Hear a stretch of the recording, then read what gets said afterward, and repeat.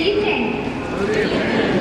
On behalf of the Federal Energy Regulatory Commission, or FERC, I want to welcome you all here this evening for the comment meeting on the Draft Environmental Impact Statement, or Draft EIS, for the Algonquin Incremental Market Project, or AIM project. Let the record show that the DEIS comment meeting began at 6:33 p.m.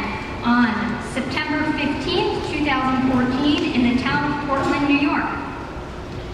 My name is Maggie Suter, and I am the Environmental Project Manager with the Office of Energy Projects with the Federal Energy Regulatory Commission. Also with me this evening at the front table is Karen Gentili with the Department of Transportation's Pipeline and Hazardous Materials Safety Administration. And I also have Jennifer Lee, who is with an environmental consulting firm who has been helping FERC prepare the NEPA environmental document. From FERC this evening, who can help you at any point in time, anyone wearing one of these badges, is Eric Howard and Kevin Bowman. And we also have Andrea Thornton and Stu Buchanan. The U.S. Army Corps of Engineers, the Environmental Protection Agency, and the Department of Transportation's Pipeline and Hazardous Materials Safety Administration are participating as cooperating agencies in the preparation of the Environmental Impact Statement. I would like to thank these cooperating agencies for their continued assistance with the EIS review process. June Yan and Steve Ryba from the U.S. Army Corps of Engineers are here this evening. If you have any questions about their permitting process or role, please find them. I'm now going to briefly turn things over to Karen, who will go over the DOT's process and how it relates to the review of these projects. Karen? Good evening. As Maggie said, my name is Karen Gentili, and I am one of the Community Assistance and Technical Services Managers for the Eastern Region's Office of Pipeline Safety, which is a branch of the United States Department of Transportation's Pipeline and Hazardous Materials Safety Administration. I'd like to thank FERC for the opportunity to provide an overview of PHMSA's pipeline safety program. Upon request from FERC, our office provides support to the National Environmental Policy Analysis. PHMSA does not have authority to approve projects, issue permits, or prescribe location or routing of pipeline facilities. PHMSA's jurisdiction begins once the project is approved, and then PHMSA and our state partners work to ensure that pipeline facilities are constructed, operated, and maintained in compliance with federal safety regulations. If Algonquin Gas Transmission receives permission from FERC for its AIM project, PHMSA's Office of Pipeline Safety, in cooperation with state partners, will provide the regulations for the construction and safe transportation of natural gas through the pipeline, to include compressor stations, metering facilities, and associated piping, and will maintain regulatory oversight for the safety of pipeline facilities throughout its operation. As an interstate agent working on behalf of PHMSA, the New York Department of Public Service will perform inspections on the natural gas pipeline facilities in New York, as well as on Algonquin's plans, procedures, and records to ensure the design and construction are done in compliance with Title 49 Code of Federal Regulation Part 192, the minimum federal safety standards for the transportation of natural gas by pipeline. This oversight includes inspections to ensure that suitable materials are used in construction, welding is performed in accordance with industry standards by qualified welders, the pipeline is installed to the proper depth, it's protected from corrosion, contains pressure-limiting devices, and is properly tested before its use. Beyond the construction process, the New York Department of Public Service conducts periodic inspections for the operation and maintenance requirements in Title 49 CFR Part 192. The operator must establish comprehensive written procedures describing the types and frequencies of monitoring to ensure the continued safe operation. The monitoring that an operator must perform includes monitoring the operation and adequacy of external corrosion prevention systems, inspecting and testing pressure relief devices, inspecting and operating transmission line valves, patrolling the right-of-way, and surveying for leaks. In addition to this routine monitoring, PHMSA pipeline safety regulations require gas transmission pipeline operators to implement integrity management programs. These programs require periodic integrity assessments of natural gas transmission pipelines in highly populated areas. These assessments provide a comprehensive understanding of the pipeline condition and associated risks. Inline inspection tools, frequently referred to as smart pigs, provide detailed information about the pipeline. These devices can indicate pipe deformations and changes in wall thickness. By analyzing the data collected during inline inspections, pipeline operators can locate and repair the pipelines that may have been damaged or deteriorated. Integrity management programs require operators to detect and correct their pipelines before damage results in a leak. Well-constructed and maintained pipelines must also be properly operated. Operators must ensure that personnel performing operations, maintenance, and emergency response activities are qualified to perform such functions. This is to minimize operator error. Operators must implement training and testing programs for employees and contractors whose performance is critical to maintaining the safety of pipeline facilities. Pipeline operators also must implement public awareness programs to improve the awareness of pipelines within communities. Operators communicate pipeline safety information to local public officials, the public living along pipeline right-of-ways, emergency responders, and excavators. The public awareness program emphasizes the importance of calling 811 prior to excavating. A call to 811 provides notification to all participating utility owners, including pipeline operators, to mark the locations of their facilities and monitor the excavations to ensure that facilities are not damaged. Public awareness programs also include information on how to recognize a pipeline emergency, how to respond appropriately, and how to report the potential emergency to aid the rapid response by both the pipeline operator and community emergency responders. In addition to public awareness programs, pipeline operators are required to have written emergency plans in place prior to the operation of their facilities. These programs require operators to establish and maintain liaison with fire, police, and public officials, among other things, to acquaint these officials and the operators with their respective responsibilities and resources in planning for emergencies. These emergency plans must, at a minimum, provide for establishing and maintaining communication, prompt and effective response, and ability of personnel, equipment, tools, and materials as needed at the scene of an emergency. These plans help both the operator and emergency responders know their roles and responsibilities and available resources prior to responding to an incident.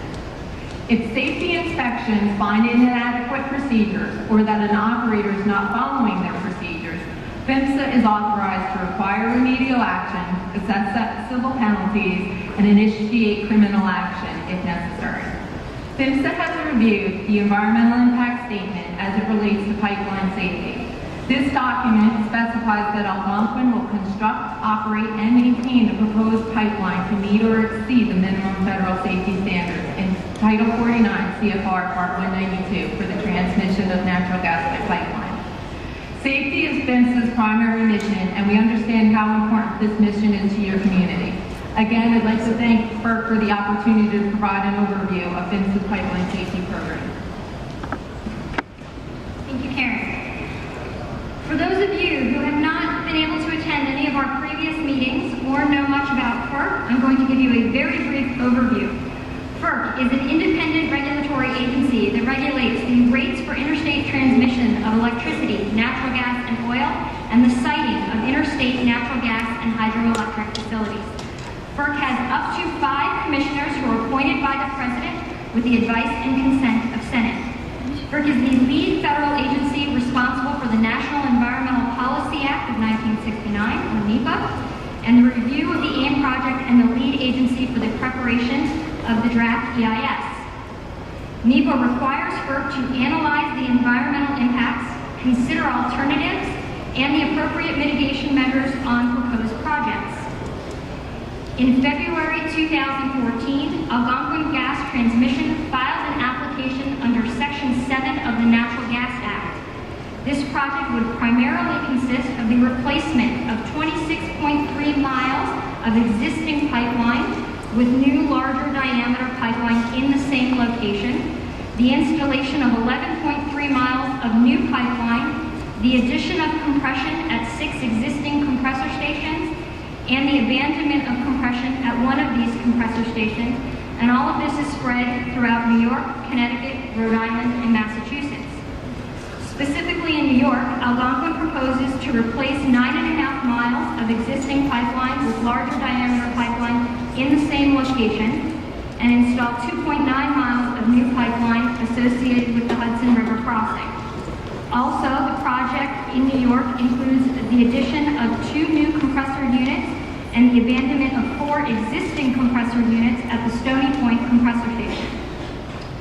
It also includes the addition of 1 new compressor unit at the Southeast compressor station. The primary purpose of this meeting tonight is to give you the opportunity to provide specific environmental comments on the draft EIS prepared by FERC staff on the project. It will help us the most if your comments are as specific as possible regarding the proposed project and the draft EIS. I would again like to clarify that this is a project being proposed by Algonquin. It is not a project being proposed by the FERC. Rather, the FERC is the federal agency responsible for evaluating applications to construct and operate interstate natural gas pipeline facilities. The FERC, therefore, is not an advocate for the project. Instead, as mentioned throughout this process, the FERC is an advocate for the environmental review process. During our review of the project, we assembled information from a variety of sources, including Algonquin, You the Public, other state, federal, and local agencies, and our own independent analysis and fieldwork. We analyzed this information and prepared the draft EIS that was distributed to the public for comment.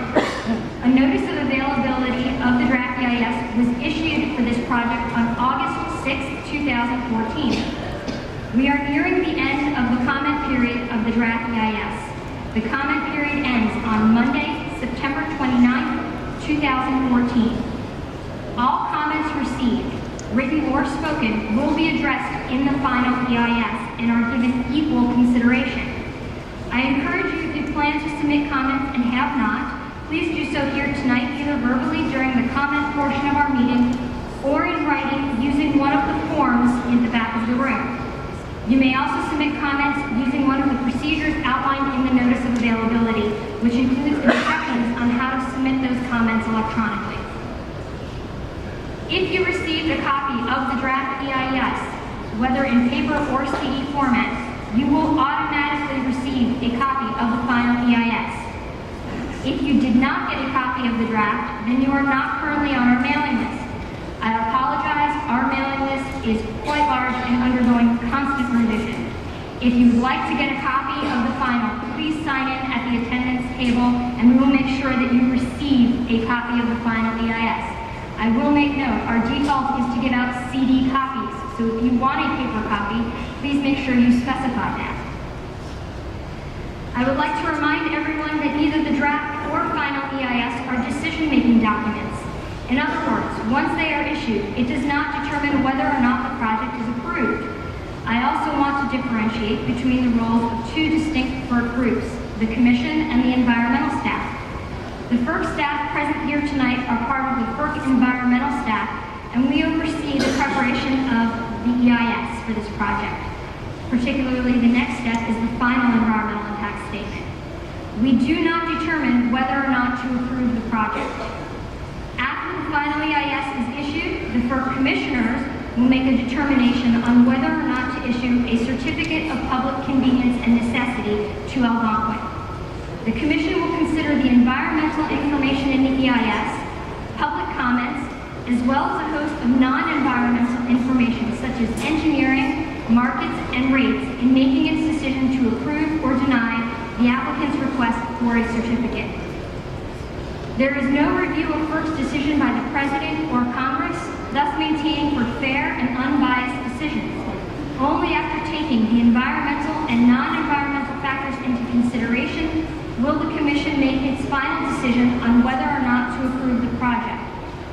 If the Commission votes to approve the project and a certificate of public convenience and necessity is issued, Algonquin will still be required to meet the certificate conditions outlined in the certificate before it could begin any construction. If approved, FERC environmental staff would monitor the project through construction and restoration, performing inspections to document environmental compliance with Algonquin's proposed plans and mitigation and the additional conditions of the FERC certificate. Now we're going to move on to the part of the meeting where we will hear comments from the audience. If you would rather not speak tonight or do not get to say everything that you wanted, you may hand in written comments tonight using the comment form found at the table in the back of the room, or send them into the Secretary of the Commission by following the procedures outlined in the Notice of Availability of the DIS. Either way, your comments will be considered with equal weight. For those of you in the back and can't see all the way up here, this meeting is being recorded by a court reporter, so your comments will be transcribed and put into the public record. We will have some ground rules this week. All speakers must come to the podium and use the microphone. Both the court reporter and for the overall meeting attendance, there are some microphones up here, so you need to use that microphone. You cannot yell out a comment or a question from the audience because it cannot be accurately recorded for the record. You have to come to the podium. To help keep this evening flowing, for those of you who wish to speak, you received a numbered ticket. Speakers will go in their numbered order. However, we do have a short list of elected officials, and those folks will be going first. It will help if we can keep 3 to 4 people on deck prepared to speak, so we don't have to wait in between speakers for you to make your way up to the podium. You're in the middle of the aisle, in the back of the room. Start making your way up to the front when you recognize the numbers about to be called. It's like when you're waiting in line at the deli.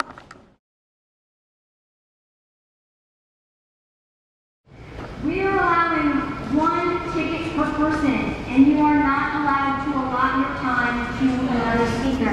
That includes if you have leftover time. Because you have a numbered ticket, I ask that each speaker identify yourself and spell your name for the court reporter. Due to the length of the speaker's list, we ask that you please limit your comments to 3 minutes in time. I have a lovely lighted timer up here that's going to help you with this. You will have, you'll see, roughly 2 minutes and 20 seconds in the green time. 30 seconds in yellow. That's going to start to tell you to start wrapping up your comments. And it gives you about 10 seconds of red before the buzzer sounds. Most importantly, everybody, please show respect for the person who's speaking. They only have 3 minutes.